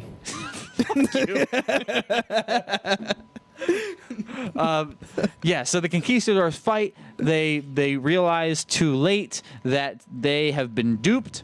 They try to stop the boat to no avail. Uh-huh. They crash into the pillars. The stuff explodes. The water source gets cut off. They get pulled into the wall as stone, and why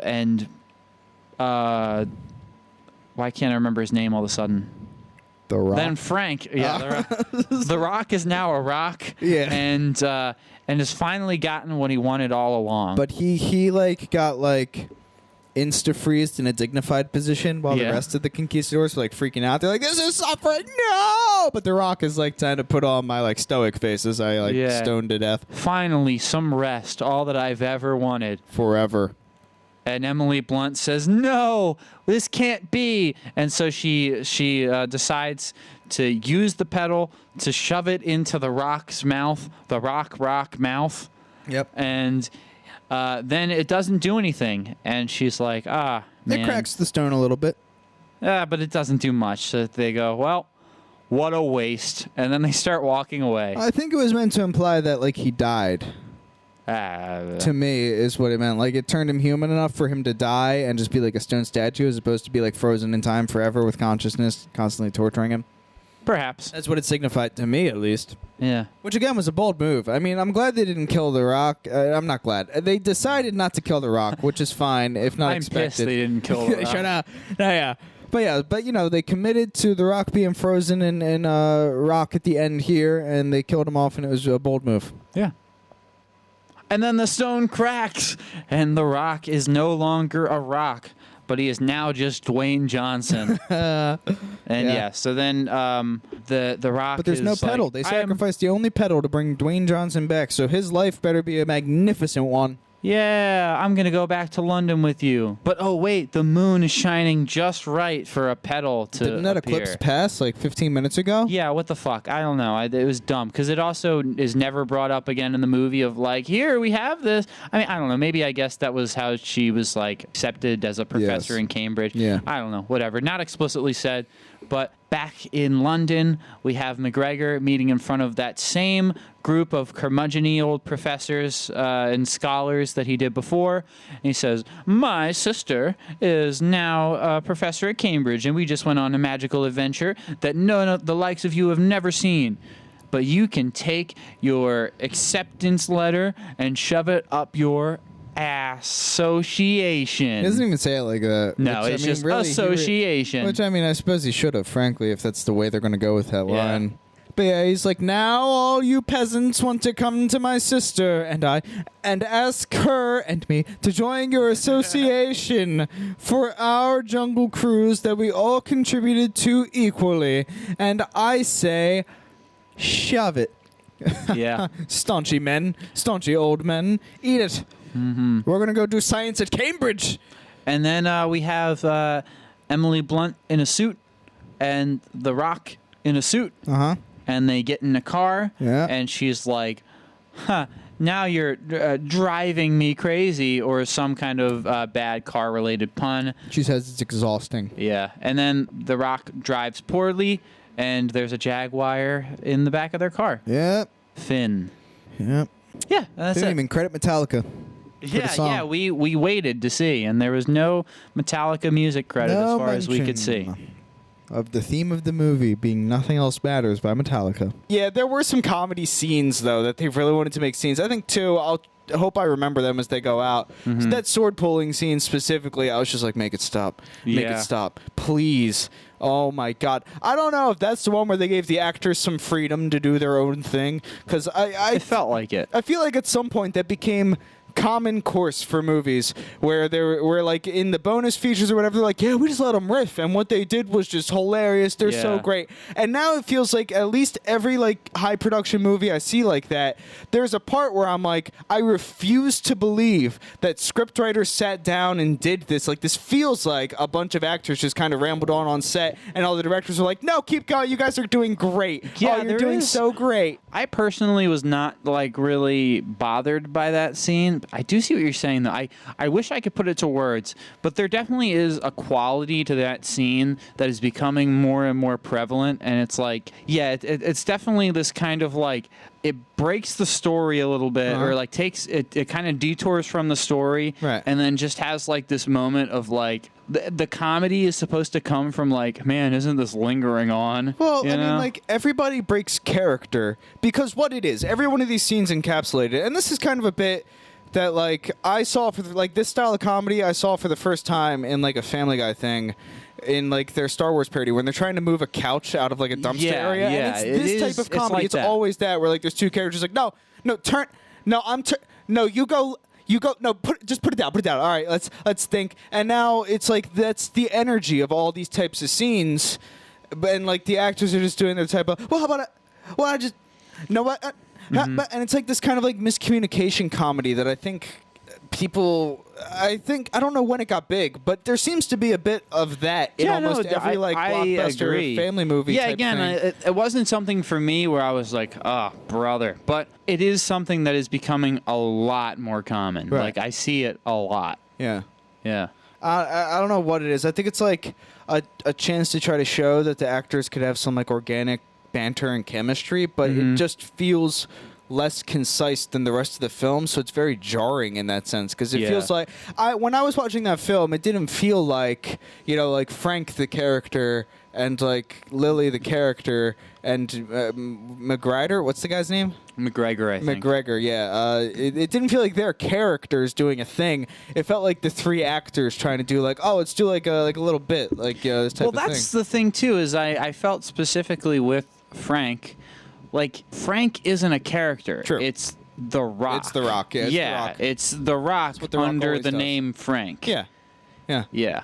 And when we see the Fast and Furious, when I see the Fast and Furious that has The Rock in it, I'll be like, yeah, that's Frank, but now he has cars instead of a boat. Exactly. And he drifted a boat and drove a boat off a ramp. He did boat. He did, He did Fast the and Furious stuff with his Jungle Cruise boat. And then was The Rock. He had a guitar, for Christ's sake. That's what The Rock did that. He just like made like jokes with catchphrases and played the guitar. That was The Rock's bit. In wrestling, that's what he did. Yeah, absolutely. Oh, and talked about this like pedal of everlasting life or something. I think it turned out he was a curse type of thing. Yeah. I forget the rest of his. That's like early 2000s rock. I was. I didn't catch on to the bit you were doing for a second, and I was like, "Are you just?" I think like forgetting after the plot? him and Stone Cold did their thing, he was like, "Oh, I'm a cursed conquistador." I think that was later in his career.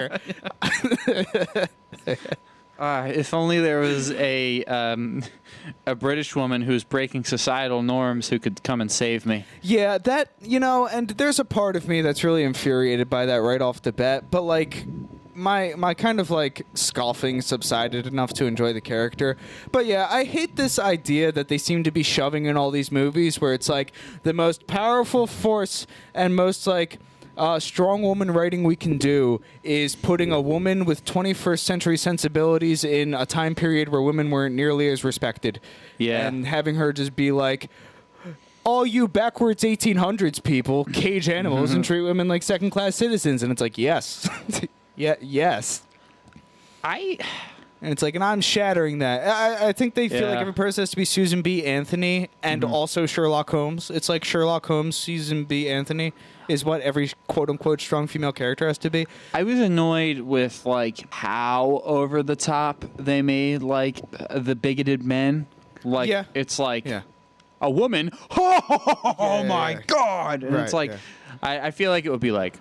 Well, yeah. Okay, so it was a cruel world, but it wasn't cruel in the sense that it was, like, cruel and cartoonishly cruel. It was cruel in the sense that, like, they'll scoff and eye roll if a woman, like, does something outside of her gender role. You know, so it's that. Well, what I don't like is that it's used as a hack device to either garner sympathy towards the good people or make villains out of the bad people. And it's also just, like, fake... progressiveness. Yeah, they call it wokeness. I was waiting to bring up the woke. There's video essays about woke Disney, and I understand that like a lot of this gets trumpeted about, and it's just like, oh, the woke mob or whatever. Yes, but like what I don't like is that it's so performative, and it does a disservice to the actual narrative and movement that is like the rights that oppressed classes have to struggle for, and reduces it to this type of like, when you want to make a bad guy, you have them kick a puppy. When you want to make a good guy, you have them pet the puppy. It's used in the exact same way, where it's like when you want to make a bad guy, you have them scoff at a woman skateboarding, and when you want to make a good guy, he sees a woman skateboarding and goes, rad. Yeah. And there's also like the whole like, I disliked that. I don't know if you caught this because it's like so not important. Sure. And like brought up very vaguely, I guess, but like McGregor and Lily's father was like a respected person in those things, right? And it's like this idea, it's like, oh, well, this woman is only a doctor because her father was a doctor, and therefore she was keeping up the family lineage or whatever by and it's like it's like unfathomable for like a woman to just be a scientist because women can be scientists. It always has to be like, don't you see? My father was a scientist, and I have to make him proud. Right, you know? Right. Yeah, it's hard, and I don't want to say they made Lily like a Pollyanna. They didn't necessarily don't think do so. that. She wasn't super competent at everything she tried to do, which was thankfully, good. Thank you. Thank you for that. There was things she would try and would fail, and that's cool. Good. Thank you. I mean, The Rock was uber competent, which was interesting because like that's kind of par for the course, I guess.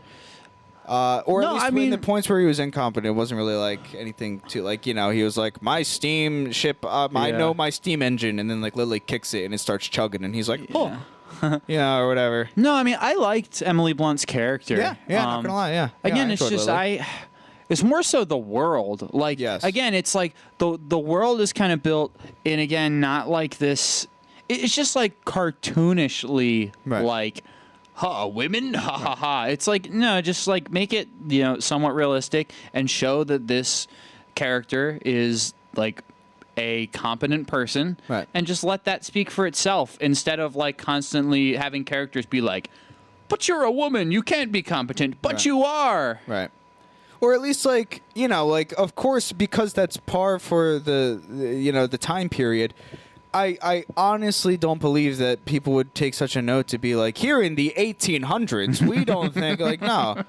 Like, it would be this type of thing. I don't think anybody would be like, but you're a woman. They'd just be like, no, for obvious reasons. Anyway. Yeah, I mean, that's And, like, granted, they have her get, like, almost kidnapped in, like, the first part of the film, like, put in a cage of parrots and stuff. And I guess that's perhaps more emblematic of, like, the kind of cruelty that they want to show in, like, an actually cruel to women type of world. Yeah. I think there's a word that you used already that really summed up, like, just what I dislike about the world and, like, the portrayal is just performative. Like, it's not genuine in that, oh, we have this competent female lead that can be looked up to and stands up on her own.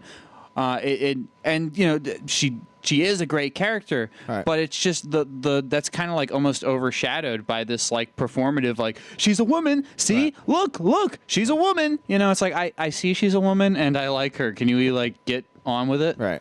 And furthermore, I think it like paints like a dishonest image of the way women are kind of pigeonholed, and in general, like it's usually a much kind of softer, what would you call it, underlying kind of bigotry that happens. You know, it's the ingrained stuff that we all come up with. You know, ingrained misogyny and stuff like that is really the reality of like the way that women get kind of, you know, two-dimensionalized in this world. And so I think it, you know, it's like, I don't know if it's supposed to be providing like this strong like hero character.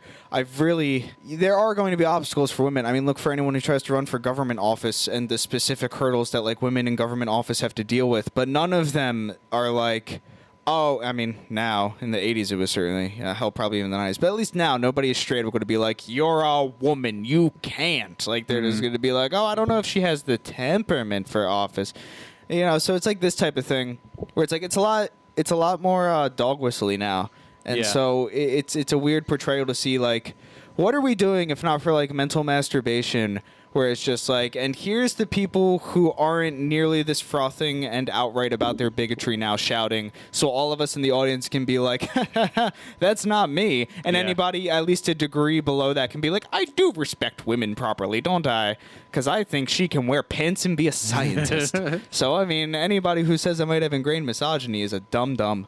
Yeah. Good character. I think some of the things are a bit performative and not really doing justice to like the actual movement of giving women proper representation. Well, look, and you know, I have to acknowledge that like the reason this stands out to me so much, when like The Rock is definitely more like glorified and hyper-compitalized than like Emily Blunt is that, you know, clearly that's just normal for me, right? Like we see like dudes from the dawn of fucking film taking those types of roles and doing that type of thing. So when I see that, I'm not just like, oh, go figure. The Rock can like literally hurl a dude across a fucking room and like, you know, like, yeah. Fight yeah, right, but I'm not sitting here just being like, this world, talking about how men can just dominate their way through the oceans and, you know, shit like that. Like, yeah, you know, I should also probably be talking about how fucking lame that is, which we will, I assure you. But, like, the reason we didn't come in here and be like, man, Disney made The Rock fucking crazy, and we start talking about how it's like, oh, all these, like, world people just being like, women bad, is, like, because they make it not normal by highlighting how not normal it is so far through their really kind of heavy-handed world building. That's just like, oh, women stand up, blah, blah, blah, blah, blah, blah, blah. And it's like, dude, and you know, it's the same kind of shit with like the McGregor. Yeah, being like, yeah, I mean, he doesn't say he's gay because I don't know if they just can't explicit China, probably. Yeah. Because they can't just be like, oh, I'm a gay man on screen. You have to do something that could be localized to China so that it can be like, no gays. Anyway.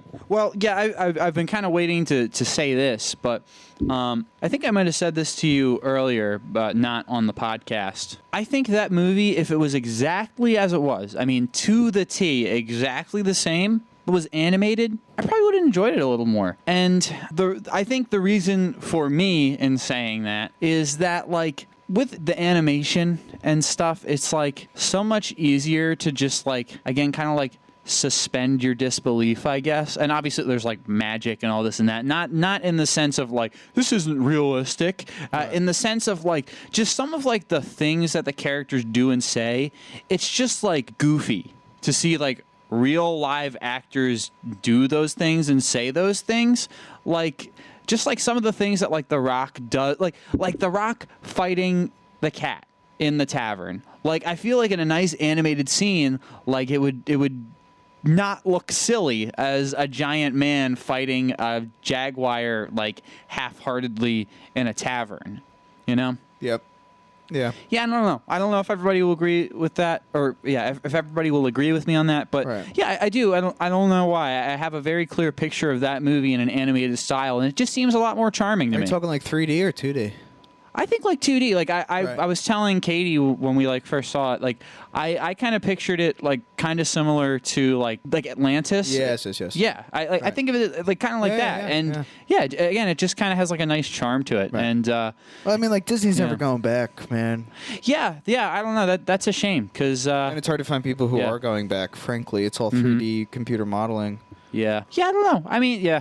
Even if it was, in that different kind of style, it might still be fine. But yeah, I don't know. Maybe I'm a curmudgeon-y old man who has nostalgia for the animated movies I grew up on, and it's like maybe. Disney's not making animated movies like I grew up on. That makes me angry. I don't know. I mean, like with the fantastical, animation always does well with the fantastical because it can do things that you just can't do with all the special effects in the world.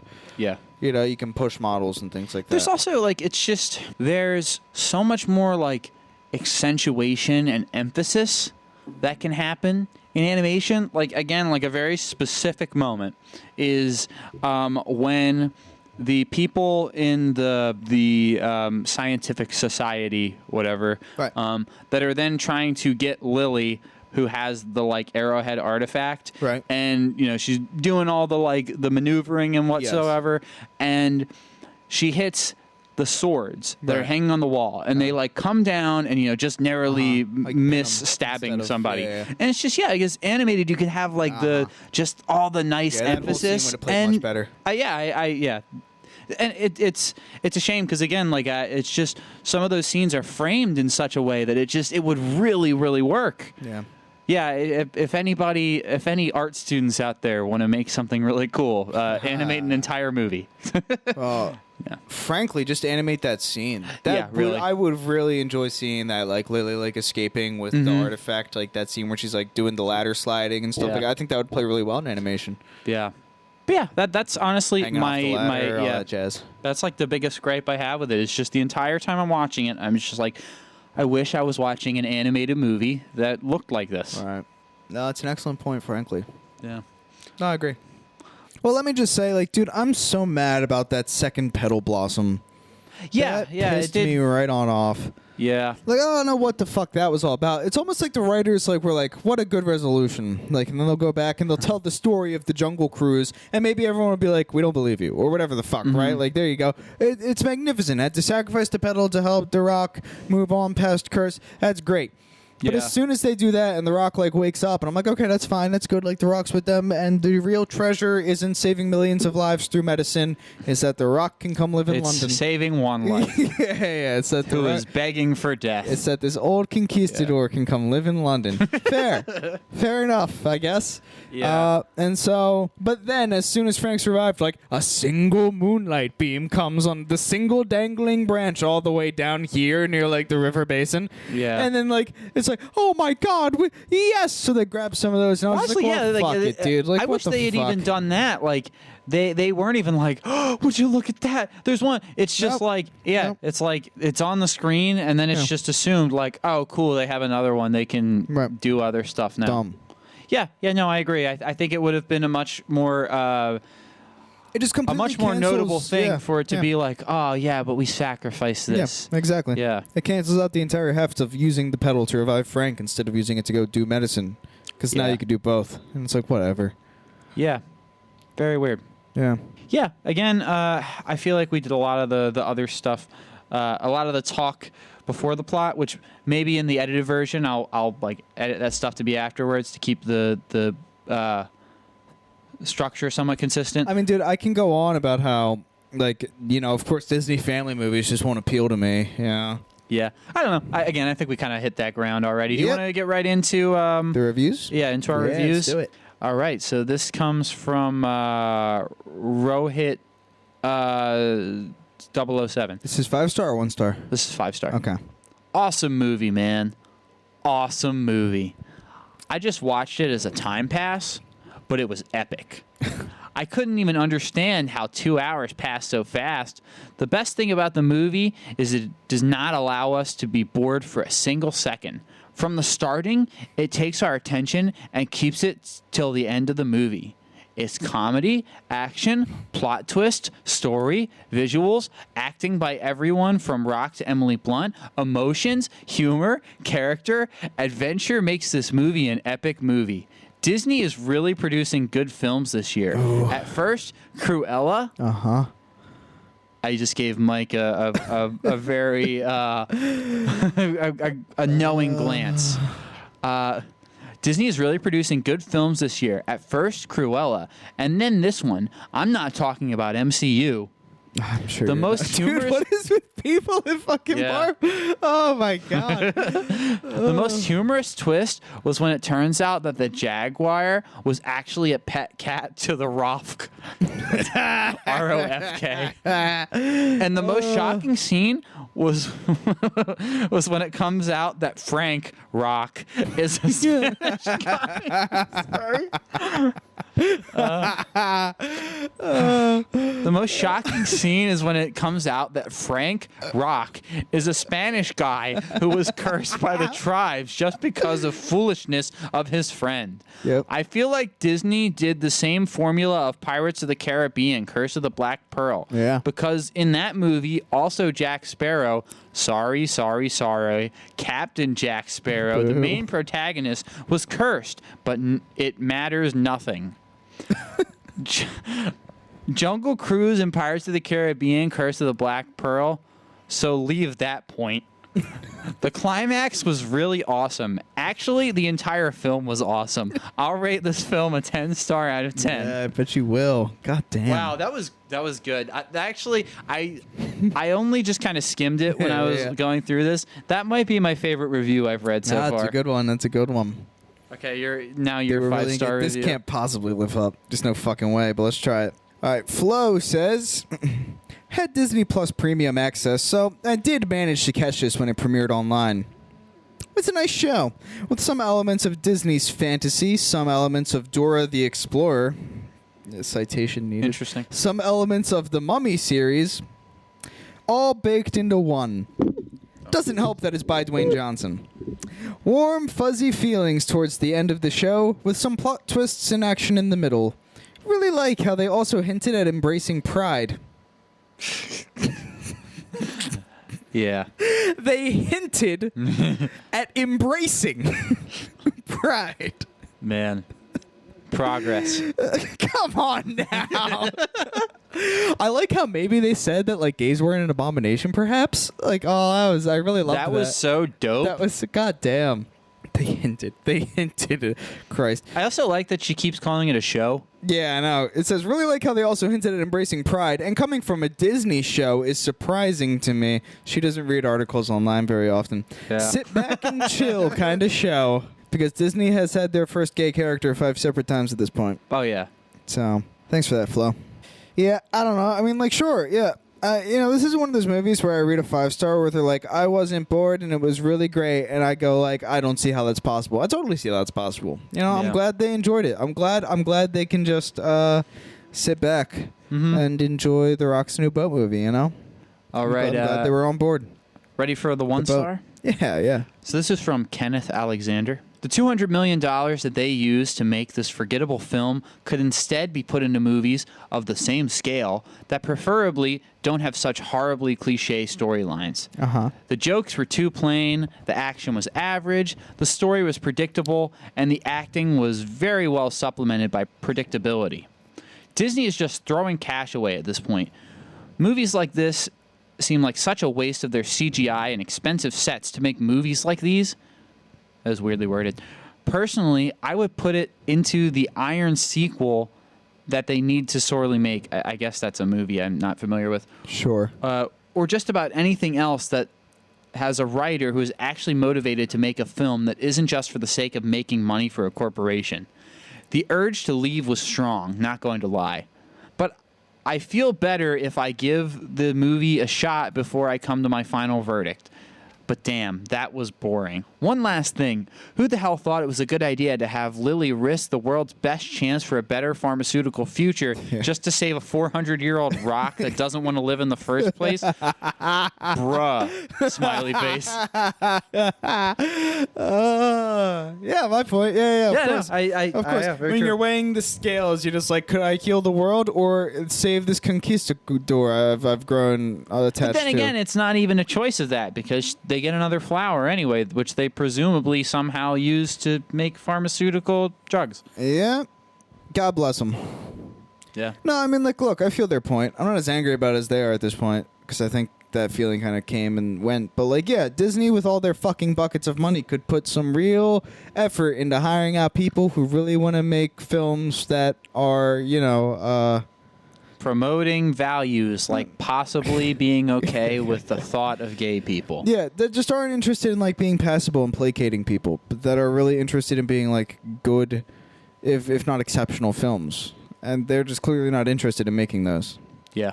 But I mean, like, if you're going to go ahead and monopolize and try to take over as much of the media as you can, I should sorely hope that with your buckets of money, you at least at some point think, like, let's make some really exceptional movies. Yeah. Instead of leaving, like, the dwindling independent field. Anyway. Anywho, your one-star review? Yeah, Jared. Jared has some thoughts. Let's hear them. 1 star. A jumbled mess that kept me more confused about the direction it was taking than developing a fun narrative. Want a splash of Indiana Jones? Well, it's World War I, so we can't use Nazis. So let's put in an awful cliche and terribly acted Kaisery world domination villain plotline. The MacGuffin here is a plant that fixes anything and somehow guarantees eternal life. You can see where this goes between vague threats, bad guy deals, captured allies. I mean, are you bored yet? Want some Pirates of the Caribbean? Unexplainable, yet somehow repetitive ghost story that fails to do anything but provides some vague paranormal threat to tie into the protagonist's history.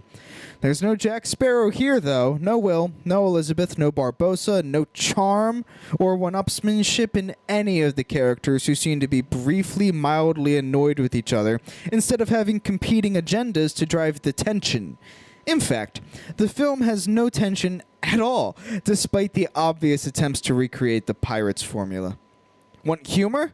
It's sparser than the source material promised. Puns are mostly missable and entirely secondary to the script's attempts to make you care about plot exposition that boils down to somehow Palpatine returned.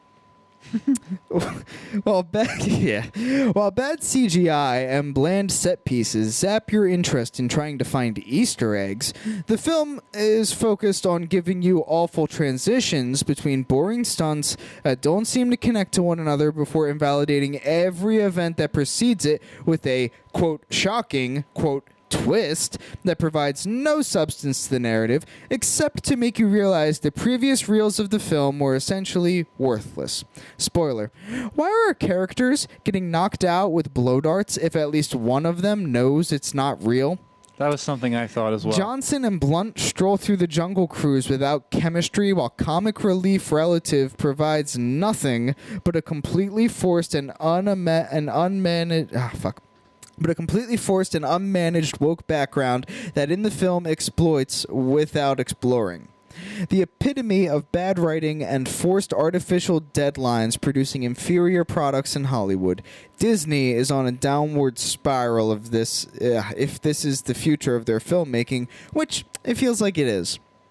I don't know that Disney's on a downward spiral, my man, but, fair. It's uninspired. It's uninspired and produces mediocre films. But, thank God children don't scrutinize over mediocrity, because they can have a laugh at a film made for families, and their parents can go, Yeah, which reminds me, there was that one kid who was very concerned when The Rock got punched by Emily Blunt. Yeah. Who was like, oh!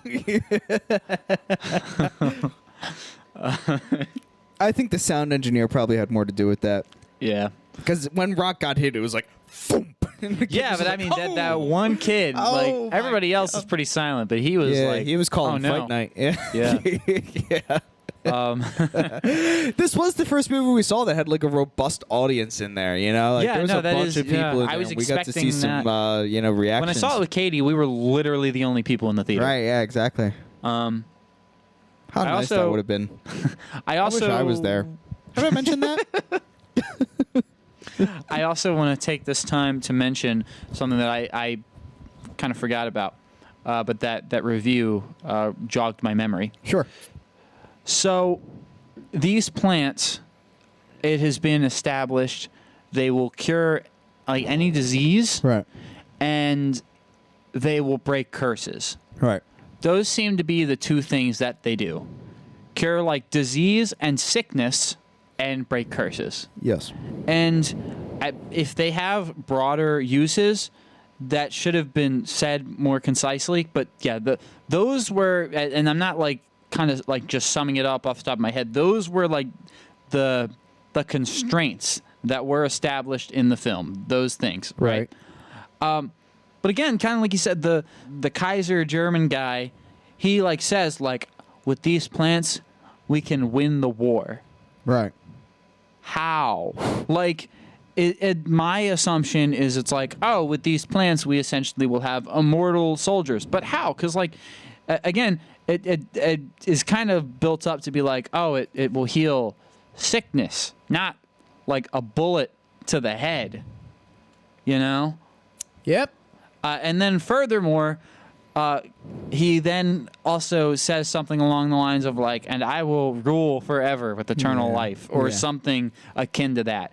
And similarly, like, does that mean that he just like will perpetually have to take this plant to ward off like dying of old age? Or because it's not like, oh, this gives you immortality. But yeah, so I think this guy just does not understand the constraints. Yeah, let's hope that's it. Yeah. Like the German got some bad information. Yeah. With that, do you want to do some ratings? Sure. All right. Would you like to go first? Yeah. I like to give my rating in the form of a pun, because this movie revolves around puns. But I'm going to give it a... I bought my friend an elephant for his room. Out of... He said thanks, I said don't mention it. And I think that's just hilarious. That is so funny. So funny. Wow. Oh, God. Again, this movie was not bad by any means. Obviously, for a different demographic. And there are things that I wish had been done differently stylistically. But that being said, I think this gets a solid... If you smell what the rock out of...